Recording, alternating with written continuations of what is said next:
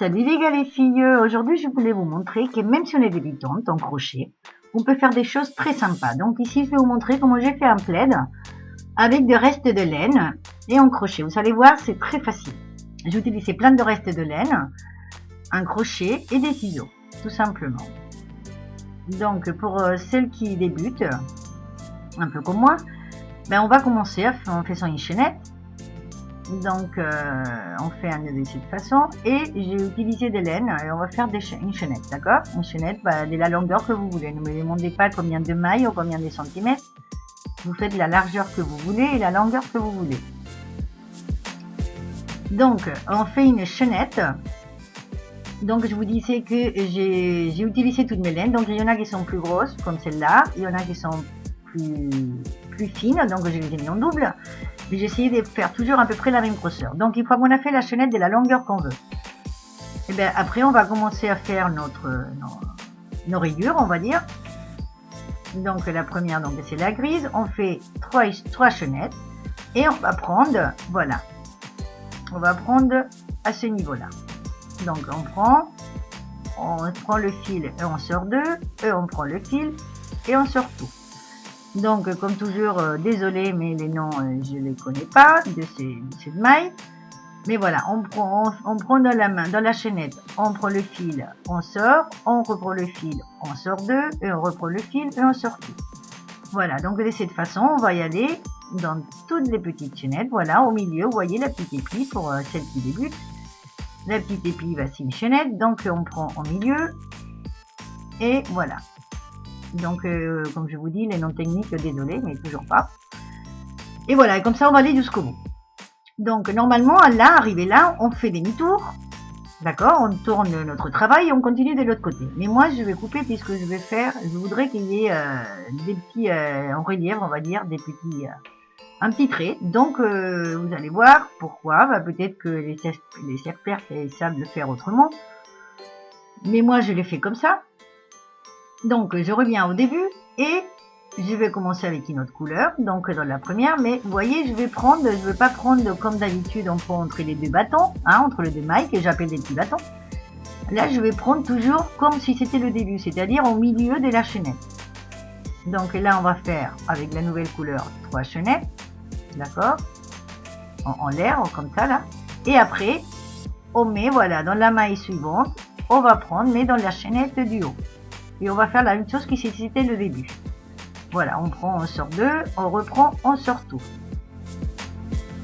Et la suivante, on va la prendre, pas entre les deux bâtons, mais voilà, au milieu de cette chaînette. D'accord? Voilà, on prend, on sort deux, et on prend et on sort tout.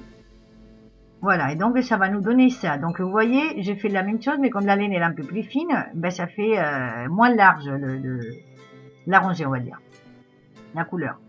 Donc après j'ai utilisé des laines, vous voyez, qui changent des couleurs. Donc c'est celle que vous voyez là de la dernière rangée. Donc ça donne un peu comme si vous changez les couleurs, voilà. Mais en fait, c'est la laine. Après, vous voyez, en faisant comme ça, on a un endroit et un envers, on va dire. Et vous voyez là, il y a le petit trait là, vous voyez ces petits fils en relief, voilà, ces petits traits qu'on voit. C'est parce que voilà, au lieu de prendre comme ça, comme on prend d'habitude, moi je vais prendre que la moitié, voilà. Là, au lieu de prendre devant et prendre les deux, moi je vais prendre au milieu de la petite épile là, ou la petite chaînette. Et ça va nous donner que celle de devant, voilà, ça va nous faire ce petit trait, d'accord. Donc si on tourne notre travail arrivé au bout, mais ça on l'aura de l'autre côté. Donc évidemment c'est pas ce que je voulais. Alors je sais pas s'il y a une autre façon de le faire, mais bon, moi je l'ai fait comme ça. Alors après pour les mailles, j'ai fait des hautes, des moyennes et des petites, mais des petits bâtons, hein, j'ai fait des longs, des moyens et des petits, mais vous voyez, selon la laine et selon ce que vous savez faire, ça fera des bandes de couleurs plus larges, moins larges. Et c'est le but, d'accord. Moi, le but, c'était que ça soit un peu irrégulier, qu'il y ait des bandes de couleurs plus larges, moins larges, toutes les mêmes, d'accord. C'est les mêmes mailles, on va dire, sauf que les bâtons, comme je les appelle, ils sont plus longs ou plus petits. Mais à la base, voilà, c'est pour montrer aux débutantes que même si on, sans savoir faire, voilà, en faisant que les mailles de base, on arrive quand même à faire quelque chose de sympa. c'était juste ça, hein, c'est pour vous montrer ça. Donc là, voilà, je vais vous montrer, voilà, ces petits traits d'un côté et pas de l'autre. D'accord? C'est pour ça que je vais m'arrêter au bout de chaque rangée pour revenir. Alors, je vous dis peut-être que les experts savent une autre façon que ça fasse pareil, mais bon, moi je savais pas. Donc, j'ai fait comme ça et je vous montre ici toutes les couleurs que j'ai mis. Des fois des dégradés, des fois, voilà, des couleurs la laine qui change de couleur. Des fois, j'ai pris carrément dans la même rangée, j'avais un petit bout de laine, et voilà, et j'ai continué avec une autre couleur. Voilà, donc c'était pour utiliser tous les restes de laine.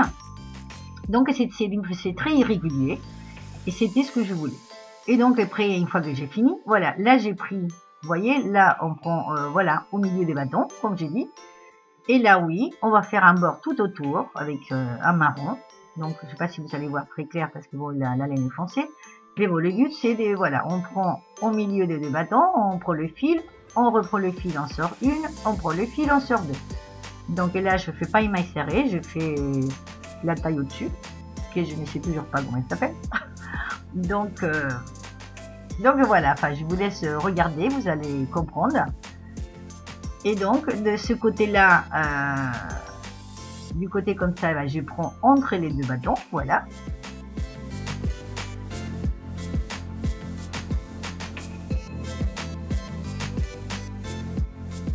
Là, vous voyez ce que ça donne de ce côté et de l'autre.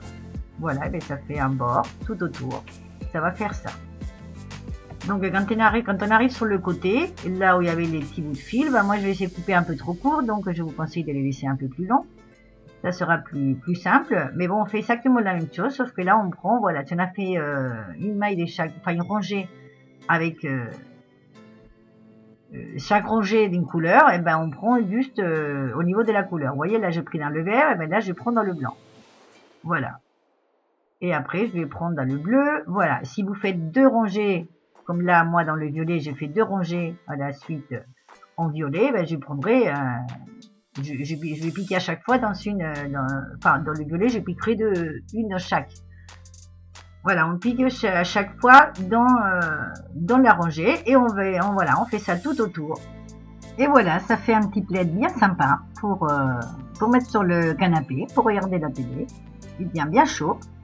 Et voilà, comme vous voyez, même si on est débutante, on peut quand même faire, voilà, quelque chose de sympa avec du reste de laine. Et comme je vous dis, c'est beaucoup de patience, mais bon, le résultat est très sympa. Donc bon, j'espère que vous aimez, que vous allez en faire, que vous allez vous abonner. Et moi, je vous attends dans ma prochaine vidéo. Au revoir, à bientôt.